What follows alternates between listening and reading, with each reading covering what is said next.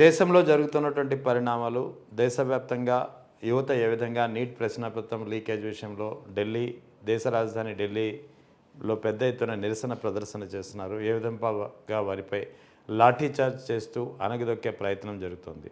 ఈ అంశాలతో పాటు రాష్ట్రంలో జరుగుతున్నటువంటి పరిణామాలపై మాట్లాడేందుకు మనతో జాయిన్ అవుతున్నారు నారా నరసింహుని బిడ్డగా అందరికీ సుపరిచితులైనటువంటి రాఘవ శర్మ గారు. సార్ నమస్తే సార్. నేను సిద్ధాంతనే కాదండి, నారసింహుడి బిడ్డనే, అది చాలు నాకు. సార్, ఇప్పుడు ఈ నీట్కి సంబంధించి ఏదైతే ఆందోళన జరుగుతుందో విద్యార్థుల డిమాండ్ అయితే ఒకటే ఉంది, కేంద్ర మంత్రి ధర్మేంద్ర ప్రధాన్ రాజీనామా చేయాలని. కానీ కేంద్ర ప్రభుత్వం ఈ విషయంలో ఎందుకు ఇంతలా మొండు పట్టుదలగా ఉంది? ఒకటి. రెండవది, ఇన్నాళ్ళు తమకు తిరుగులేదని చెప్పి మోదీ అమిత్ షా ఏదైతే భావిస్తూ వచ్చారో వాళ్ళ పరిస్థితి ఏంటి? వాళ్ళకు కూడా ఇప్పుడు సెగ తగులుతోందా? ప్రస్తుతం ఉన్న స్థితిగతుల్లో చూస్తే ఏ కేంద్ర మంత్రి అయినా సరే వాళ్ళు ఎంత విఫలమైనా రాజీనామా చేసే దీనిలో లేరు. వీళ్ళు అరిచి చచ్చినా కూడా పైనుంచి ఆర్డర్ వస్తే తప్ప ఆ కేంద్ర మంత్రి రాజీనామా చేయడు. ఇప్పుడు మొన్న ఒక ఆడపిల్లకి సంబంధించి అతి దారుణమైనటువంటి విధానంగా ఆ భగీరథ అనేవాడు చేస్తే మరి స్వధర్మంగా కొడుకు చేసిన తప్పుకి తండ్రి రాజీనామా చేసి తన వ్యక్తిత్వాన్ని నిలబెట్టుకోవాలి. జరిగిందా? లేదు. ఎందుకంటే ఎవరో చేసిన తప్పుకి మేమెందుకు చేస్తాం రాజీనామా అన్న చందాన ఉన్నారు వాళ్ళు. సో ఇప్పుడు కేంద్ర మంత్రి రాజీనామా అనేది చేస్తారని నేను అనుకోను. ఎందుకంటే వాళ్ళ హైకమాండ్ ఆర్డర్ ఇస్తే తప్ప వాళ్ళు ఏం చేయరు.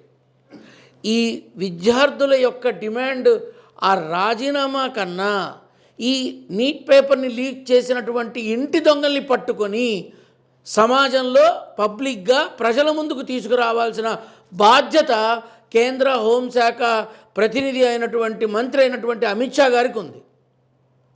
ఆ క్రిమినల్స్ని బయటికి తీసుకురావాల్సిన అవసరం ఉంది. తెస్తారని నేను అనుకోను. ఇప్పుడు మోదీ అమిత్ షాకు ఎన్నాళ్ళు తమకు తిరుగులేదని చెప్పి ఇష్టం వచ్చినట్టు నిర్ణయాలు మేము ఏం చేసినా చెల్లుతుంది అనే వైఖరిలో ఏదైతే ఇప్పుడు ఇప్పటివరకు వచ్చారో ఇప్పుడు వాళ్ళకు కూడా దీని ఇంపాక్ట్ అనేది పడుతుందా? వాళ్ళకు కూడా ఆల్రెడీ పడింది. కలకత్తాలో మమతా దీదీ చేసినటువంటి ఒక భారీ ర్యాలీ బీజేపీ వారికి గుండెల్లో వణుకు పుట్టిస్తోంది. వెన్నుపూసలో కాదు, ఏకంగా గుండెల్లోనే పుట్టిస్తోంది. అక్కడ తర్వాత ఏం జరగబోతోంది అని. ఇప్పుడు ఢిల్లీలో జరిగిన దానికి ఈ విద్యార్థుల మీద పాశావికంగా చేసినటువంటి ఈ ఘోరమైన దాడి ఏదైతే ఉందో దానికి సమాధానం అని అనకపోయినా ఒక విశ్లేషణాత్మకమైన వివరణ ఇవ్వాల్సిన ప్రధానమంత్రి కానీ, హోంమంత్రి కానీ, ఇతర మంత్రులు కానీ, దానికి సంబంధిత మంత్రులు కానీ ఎవరు ఈరోజు వరకు కూడా ఒక వివరణ ఇవ్వాల. ఎవరు వచ్చి దానికి సంబంధించినటువంటి పూర్తి చర్యలు మేము తీసుకుంటాము అని ఒక భరోసా ఇవ్వాల. ఇప్పుడు వాళ్ళు ఏంటంటే తదుపరి వచ్చే ఎలక్షన్స్లో మనం నిలబడడానికి చెయ్యవలసినటువంటి కసరత్తులు ఏంటి అనే దాని మీద ఉన్నారే తప్ప విద్యార్థుల భవితవ్యం మీద ఉంటే ఇన్నిసార్లు పేపర్ లీక్ అవ్వదు, ఇన్నిసార్లు అవ్వదు. ఇది వాస్తవం. అండ్ మరీ రాహుల్ గాంధీ, ప్రియాంక గాంధీని వాళ్ళు అరెస్ట్ చేయడం అనేది వాళ్ళు తెలిసి చేశారా తెలియక చేశారా అనేది పక్కన పెడితే అది వాళ్ళ మొదటి అపజయంగా భావించవచ్చు. ఈ విద్యార్థుల మీద చేసినటువంటి విధ్వంసకర దాడి కానీ, నీట్ పేపర్ల యొక్క లీకేజ్ కానీ, ప్రతిపక్ష పార్టీ యొక్క అధినేతల అరెస్టులు కానీ ఇవన్నీ బీజేపీకి రానున్న 4-5 నెలల్లో పెద్ద తలకాయ నొప్పులుగా మారబోతున్నాయి. ఈ పేపర్ లీక్ అనే అంశం ఆనోటా పాకి అన్ని రాష్ట్రాలలోనూ ఉవ్వెత్తున ఎగిసే అవకాశం ఉంది. ఇది ఏదైనా పెద్ద ఎత్తున ఉద్యమ రూపం దాల్చే చాలా పెద్ద ఎత్తున జరుగుతుంది. మీకు గుర్తుందో లేదో, భవిష్యత్తులో రానున్న రోజుల్లో నిరుద్యోగుల ధర్నా చూస్తారు, విద్యార్థుల ధర్నా చూస్తారు, రైతుల ధర్నా చూస్తారని నేను మన దాంట్లోనే చెప్పాను. ఇప్పుడు ఢిల్లీలో జరిగింది. ప్రతి రాష్ట్రంలోనూ నీట్ ఎగ్జామ్ రాసే ప్రతి విద్యార్థి గడప దాటి బయటకు వచ్చి తన వాయిస్ వినిపిస్తాడు. ఇది ఒక మహోద్యమంగా మారి ముప్పెట దాడి చేసినా మనం ఆశ్చర్యపోవక్కర్లా. ఇది కేవలం నీట్కే పరిమితం అవుతుందా, లేకపోతే ఇతరత్ర అంశాలపై కూడా ఇలాంటి ఉద్యమాలే బయటకు వస్తాయా రానున్న కాలంలో? అంటే ఢిల్లీకి సంబంధించినంత వరకు ఆ విద్యార్థుల యొక్క విధానంలో దాని మీద ఆ ఉద్యమం తీవ్రతరం అవుతుంది. తెలుగు రాష్ట్రాల్లో మాత్రం రైతుల నుంచి కానీ, నిరుద్యోగ యువత గురించి కానీ, విద్యార్థుల యొక్క మెడికల్ కాలేజీ అంశం గురించి కానీ, అలాగే అమరావతి అనే దానికోసం తీసుకున్న ల్యాండ్ ఏదైతే ఉందో ఆ ల్యాండ్కి సంబంధించిన రైతులు కానీ తీవ్రమైన వ్యతిరేకత ధోరణి భావన ఉద్యమాలు రానున్న 1 yearలో మనం చూస్తాం. 2029 ఎన్నికలకి ఇప్పటివరకు బీజేపీ కేంద్రంలో 3 సార్లు అధికారంలో ఉంది. 2029 పరిస్థితి అంటే ఇప్పుడు జరుగుతున్నటువంటి ఉద్యమాలు కానీ యువతలో వివిధ సందర్భాల్లో వివిధ కేసుల విషయంలో వివిధ పరిణామాల మధ్య మొదలైనటువంటి రగులుతున్నటువంటి ఫ్రస్ట్రేషన్ ఏదైతే ఉందో ఇది రానున్న కాలంలో 2029 ఎన్నికల్లో బీజేపీకి ఒక షాక్గా మారే అవకాశాలు ఉన్నాయా? ఇప్పుడు గతంలో ఎన్నికల నోటిఫికేషన్ రిలీజ్ అయ్యి అంటే ప్రతిసారి ఎన్నికల నోటిఫికేషన్ అయ్యాక చెప్తా, అది నా విధానం కదా. అప్పుడు 400 వస్తుంది, అది ఇది రాజ్యాంగం మారుతారన్న, ఏమీ రాదురా నాయన, ఇతరులను పట్టుకుంటే తప్ప కేంద్రంలో ప్రభుత్వాన్ని స్థాపించలేరు అన్న, అదే జరిగింది. ఇప్పుడు ఆ నెంబర్ ఇంకా తక్కువ అయ్యే అవకాశం చాలా ఉంది, ఇంకా తక్కువ అయ్యే అవకాశం చాలా ఉంది, ఇతరుల మీద ఆధారపడే అవకాశం చాలా ఉంది. ఇతర పార్టీల ఎంపీలని అంటే ప్రతిపక్షంలో ఉన్న ఎంపీలని కూడా తమ వైపు తిప్పుకునే ప్రయత్నంలో వాళ్ళు చేసేటటువంటి జిమ్మిక్కులు చాలా ఉంటాయి. కాకపోతే 2029లో కొన్ని చోట్ల మాత్రమే బీజేపీ బలంగా ఉంటుంది, అన్ని చోట్ల కాదు. ఇప్పుడు యాక్చువల్లీ అంతా మేమేం చేసినా చెల్లుతుంది బీజేపీలో అని చెప్పి ఇన్నాళ్ళు ఈ మోదీ అండ్ అమిత్ షా ద్వయం అనేది భావిస్తూ వచ్చారు.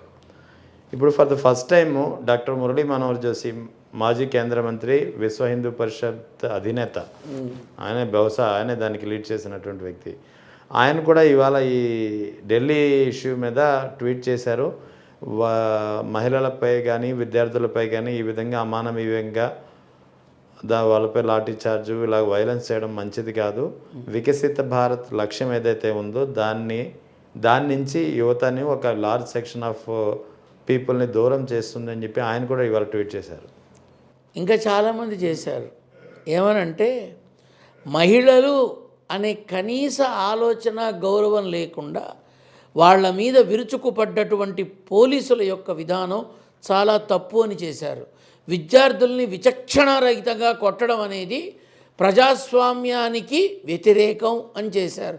అంతేకాదు ఇప్పుడు ఏదైతే ఇక మాకు అడ్డు అదుపు అంటే మాకు అడ్డం లేదు, మేమేం చేసినా చెల్లుతుంది అనే విధానంలో ఉన్నటువంటి కొంతమందికి పతనానికి నాంది పలికారు ఇవాళ అని అనిపించింది. మొన్న జరిగినటువంటి జంతర్ మంతర్ దగ్గర జరిగినటువంటి ఆ భీభత్సకర విధ్వంస ఘటన అవతల వైపు ఉన్న వాళ్ళకి పతనానికి నాంది అని చెప్పాలి. అంటే మోదీ అమిత్ షా పతనానికి నాంది అని చెప్పచ్చా? కేంద్ర ప్రభుత్వంలో ఉన్నటువంటి పూర్తి నాయక బృందానికి పతనానికి నాంది. ప్రత్యేకించి అక్కడ ఢిల్లీలో ఉన్నటువంటి ఆ పార్టీకి సంబంధించినటువంటి కేంద్రానికి సంబంధించినటువంటి ప్రతి ఉన్నత స్థాయిలో ఉన్న పార్టీ నాయకులు కావచ్చు, అధికారులు కావచ్చు, వాళ్ళ పతనానికి మాత్రం అది నాంది. ఈ మధ్యకాలంలో ఒక చర్చ నడుస్తుంది గత 2 రోజుల నుంచి, 2-3 రోజుల నుంచి, 2 రోజుల నుంచి కాదు, వైఎస్ జగన్ ప్రధాని మోదీని కలవబోతున్నారు. ఇది రాష్ట్ర రాజకీయాల ముఖ చిత్రంపై చాలా కీలకమైనటువంటి ఒక ఇంపాక్ట్ చూపించబోతోంది అనేది ఒక చర్చ నడుస్తుంది. ఆ మోదీ అమిత్ షా, మోదీ జగన్ కలయిక ఎలాంటి ప్రభావం చూపించబోతుంది? ఇప్పుడు కూటమి ప్రభుత్వం ఇప్పుడు వచ్చింది, అంతకుముందు మరి వైసీపీనేగా, అప్పుడు కూడా మోడీతో కలవడాలు జరిగినాయిగా. సో అదే మళ్ళీ కంటిన్యూ అవుతుంది. వీళ్ళ కలయిక మోడీ అమిత్ షా వాళ్ళని కలవటానికి పూనుకున్నటువంటి జగన్ రాష్ట్ర ప్రయోజనాల కోసం తాను చేయదలుచుకున్న విధానంలో మావిగన్కి ఉన్నటువంటి సోర్సెస్ ఏవైతే ఉన్నాయో వాటిని వివరణ కావచ్చు, మెడికల్ కాలేజీల వివరణ కావచ్చు, నష్టపోయిన రైతుల ఆక్రందనలు కావచ్చు, జాబ్ క్యాలెండర్ రిలీజ్ కాక నిరుద్యోగ యువత యొక్క అనేకమైన కష్టాలు కావచ్చు, విద్యార్థులకి దక్కాల్సినటువంటి ఫీజు రియంబర్స్మెంట్ కావచ్చు, ఇలా అనేకమైన అంశాల మీద ఒక పూర్తి స్థాయి అండ కోరుకునే విధానంలో కలయిక జరగబోతోంది అని అనుకోవచ్చు మనం. అంటే ఈ కలయిక కారణంగా కూటమి విచ్ఛిన్నం అయిపోయే అవకాశాలు ఉన్నాయా? లేకపోతే కూటమిపై ఈ కలయిక ఎలాంటి ప్రభావం చూపించే అవకాశాలు ఉన్నాయంటారా? కూటమిపై ప్రభావం నవంబర్ 9 నుంచి చూస్తారు, అందులో అనుమానం లేదు. ఆల్రెడీ కూటమిలో కొట్టుకు చూస్తున్నారు అంతా. ఇప్పుడు కూటమిలో అధినాయకులకి సంబంధం లేకుండా జనసేన నాయకులంతా కలిసి మూకుమ్మడిగా కూర్చొని ఒక పార్టీ మీటింగ్ పెట్టుకొని నిర్ణయాలు తీసుకునే స్థాయికి వెళ్ళిపోయారు.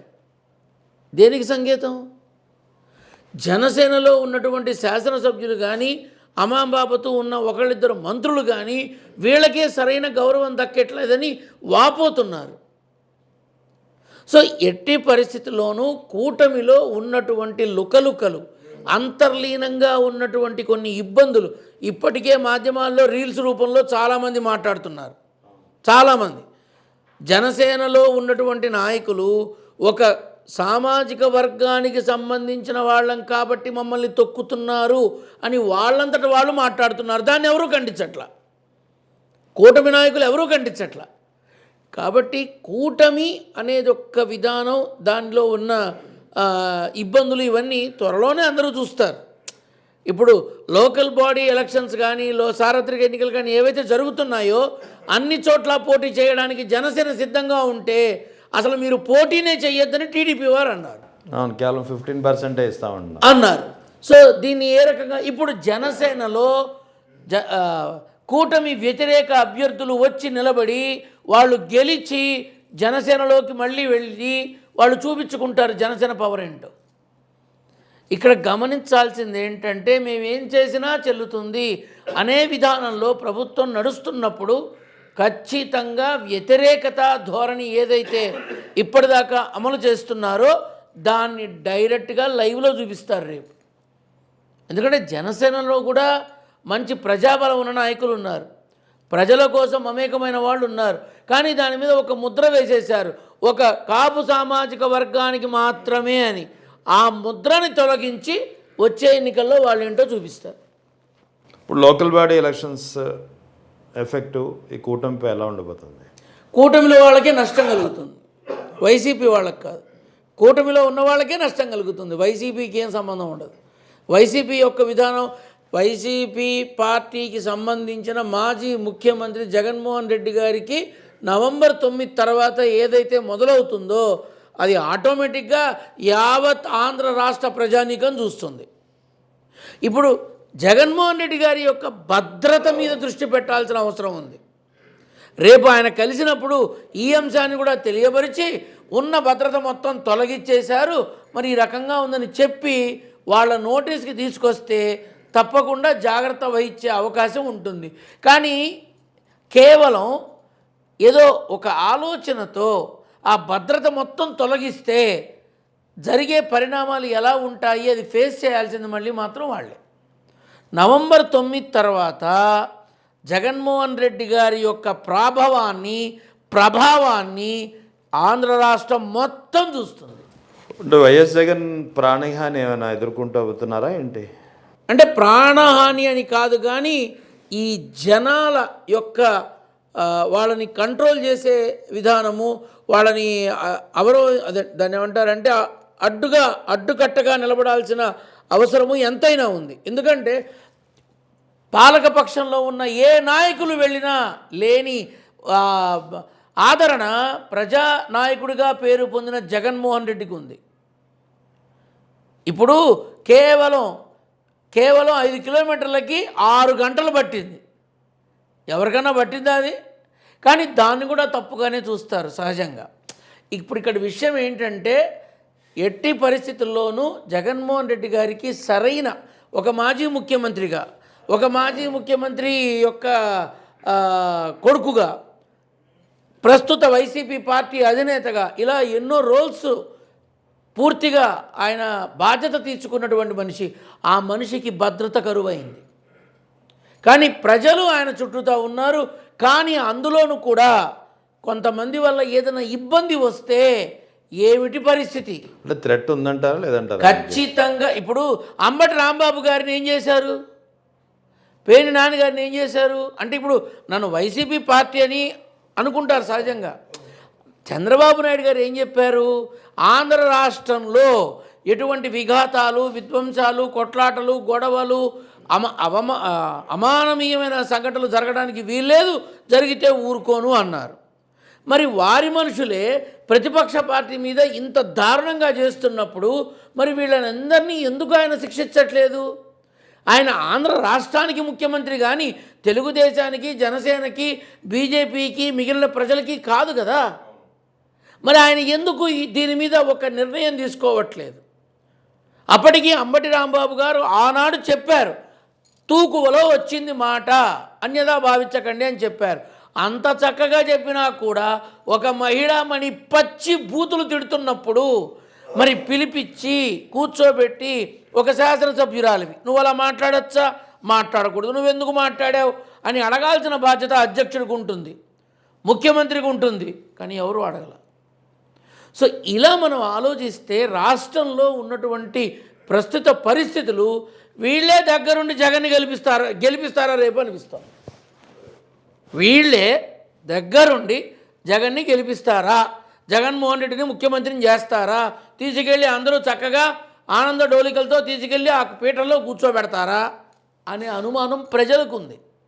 ఎందుకంటే అడుగడుగునా కక్షపూరితమైన విధానమే తప్ప ఇప్పుడు వచ్చి ఇన్నేళ్ళు అవుతోంది. జాబ్ క్యాలెండర్ సంవత్సరానికి ఎన్నిసార్లు వచ్చింది? ఎంతమందికి నిరుద్యోగ యువతకి ఎంతమందికి ఉద్యోగాలు కల్పించారు? ఎంతమంది విద్యార్థులకి ఫీజుతో పని లేకుండా విద్యలో వాళ్ళని ముందుకు పంపించారు? ఆనాడు అన్నారు ఇంతమంది వాలంటీర్లు ఎవరో మొత్తం మాయమైపోయారు అని. ఎంతమంది దొరికారు? ఆ రికార్డ్స్ ఏమైపోయినాయి? ఎందుకు ఇప్పటిదాకా మీరు ఏ పని హామీల్లో ఏ ఒక్కటి కూడా 100% పూర్తి కాల? కాబట్టి ఇక్కడ మనం గమనించాల్సిందే, ఇప్పుడు పాలకపక్షం ప్రతిపక్షాన్ని అంటుంది, ప్రతిపక్షం పాలకపక్షాన్ని అంటుంది. ఓకే, మీరు కొట్టుకు చావండి, నో ప్రాబ్లం. ప్రజలకి మేలు చెయ్యండి, ప్రజలకి మేలు చెయ్యండి. అది ఎంతమంది ఆలోచిస్తున్నారు? ఇది నా అభ్యర్థన. కుటుంబ ప్రభుత్వం ఏర్పడి 2 ఏళ్ళు అయిపోయింది, ఇంకా 3 ఏళ్ళు ఉంది. ఈ 2 ఏళ్ళ కూటమి ప్రభుత్వం సక్సెస్ రేట్ ఎంత అంటే ఏం చెప్తారు? 31% అని చెప్తాం, అంతే. అంతేనండి. ఇంకో ఈ నెక్స్ట్ అనదర్ 2-3 ఇయర్స్లో ఏమన్నా మిరాకిల్స్ జరిగితే తప్ప అది 65% కూడా రాదు. ఎందుకంటారు? ఎందుకు అంటే ప్రభుత్వం ఏర్పాటు చేసిన వెంటనే గంజాయి అనేది లేకుండా చేస్తాం, క్రైమ్ అనేది లేకుండా చేస్తాం, ఆడపిల్లలకి భద్రత కల్పిస్తాం, job calendar every year release చేస్తాం, ప్రభుత్వ ఉద్యోగులకి అన్ని రకాల వసతులు సదుపాయాలు ఇస్తాం, విద్యార్థులకి స్కూల్సు కాలేజీసు పెంచుతాం, ఇలా చెప్పుకుంటూ వచ్చి అమరావతి రైతులకి అన్ని రకాలుగా ఆదుకుంటాం అని చెప్పుకుంటూ వచ్చిన వీటన్నిటిలో ప్రభుత్వంలోకి వచ్చాక ఖజానా ఖాళీగా ఉంది, నేను హామీలు ఏవి పూర్తి చేయలేనని సాక్షాత్తు చంద్రబాబు నాయుడు గారే చెప్పారు. ఆయనే చెప్పారు. నేను చెప్పి చచ్చేదే ఉంది ఇక్కడ. అంటే ఇక్కడ ఇప్పటికీ జాబ్ క్యాలెండర్ రిలీజ్ అయిందా? అవ్వలా. పైపెచ్చు మెడికల్ కాలేజీలు రేపు ప్రైవేటు పరం చేస్తే విద్యార్థుల స్థితి గతి ఏంటి? అంటే డబ్బున్నవాడే చదువుకోవాలా, లేనివాడు చదువుకోకూడదా? రేపు అడుగుతారుగా. కానీ ఖచ్చితంగా చెప్తున్నా, రేపు జగన్మోహన్ రెడ్డి గారు ముఖ్యమంత్రిగా కూర్చున్న మరుక్షణం ఆయన ఫస్ట్ చేసేది విద్యార్థులకి, రైతులకి, అక్క చెల్లెళ్ళకి, ఈ 3 మాత్రం ఖచ్చితంగా చేసి తీరుతారు.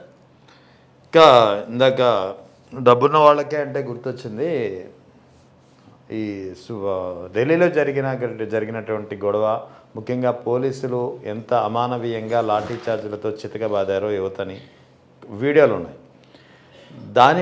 ఆ వీడియోలు చూసి దానిపై చర్యలు తీసుకోమని చెప్పి సుప్రీంకోర్టుకి ఒక అతను పిటిషన్ వేశాడు. పిటిషన్ వేస్తే సుప్రీంకోర్టు చీఫ్ జస్టిస్ సూర్యకాంత్ ఇలాంటి వీడియోలు చూసే తీరిక మాకు లేదు, మా టైం వేస్ట్ చేయొద్దు, మీ టైం మీరు వేస్ట్ చేసుకోవద్దు అని చెప్పి లాయర్ వాదించుతుంటే కట్ చేసేసి పంపించారు. కనీసం చూసే ప్రయత్నం కూడా చేయలేదు నరేంద్ర మిశ్రా లాయర్. అంటే ఇక్కడ అదే రాజకీయ నాయకులు కానీ, సెలబ్రిటీలు కానీ, వివిఐపీలు కానీ ఏదైనా అత్యవసర కేసుల కోసం పిటిషన్ వేస్తే లంచ్ మోషన్ పిటిషన్ అని, లేదా ఒక్కొక్కసారి మిడ్ నైట్ వరకు అర్ధరాత్రి కూడా వెళ్ళి అర్ధరాత్రి ఆ కోర్టుకు వెళ్ళి మరి విచారించి ఆర్డర్స్ ఇచ్చిన రోజులు సంఘటనలు ఉన్నాయి, కోకొల్లలు ఉన్నాయి, చాలా ఉన్నాయి. అది కర్ణాటక ఎలక్షన్ సందర్భంగా రకరకాలు ఉన్నాయి, చాలా ఉన్నాయి. మరి అటువంటిది ఇక్కడ సామాన్యులకు సంబంధించి సుప్రీంకోర్టే మాకు టైం లేదు, మేము ఇలాంటి వీడియోలు చూసే మా టైం లేదు అంటే మరి మీకు ఎవరి వీడియోలు చూడడానికి టైం ఉంది అంటే ఏం చెప్తారు? వాళ్ళకి వీడియోలు చూసే టైం ఉందో లేదో మనకు తెలియదు, కానీ ఎంత పెద్ద స్థానంలో ఉన్నా న్యాయస్థానంలో ప్రధానమంత్రిగా ఉన్నటువంటి వ్యక్తుల కేంద్ర హోంశాఖ, కేంద్ర న్యాయశాఖ మంత్రుల యొక్క చర్చల ఫలితమే ఆయన మాటలు. అలానే అనుకుంటారు ఎవరైనా. లేకపోతే